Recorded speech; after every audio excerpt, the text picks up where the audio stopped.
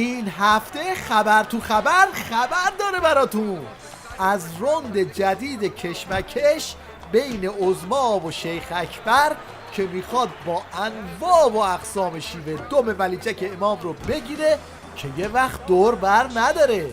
آقا ممکنه دوباره آقای آیت الله هاشمی رفسنجانی به خطبه های نماز جمعه تهران برگردن یا خیر؟ فکر نمی کنم که ایشون برای نماز جمعه باز بیان.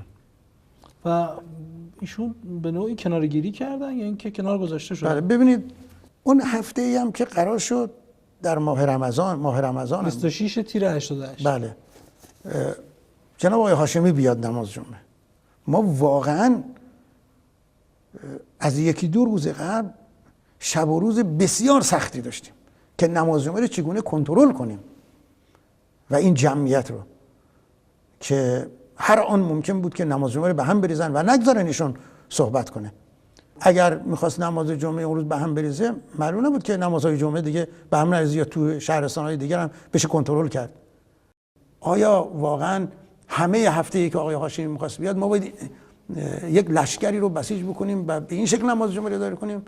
لذا خود جناب آقای هاشمی خودشان هم متوجه شدن که به این شکل دیگه نمیتونه نماز بخونه و شیخ اکبر هم که خودش بارخورده افعیه تو اینجور مواقع میره سراغ دیپلماسی موشمردگی و خودش رو از پیژامه امام آویزون میکنه و از اونجا به سمت حریف جفتک میزنه.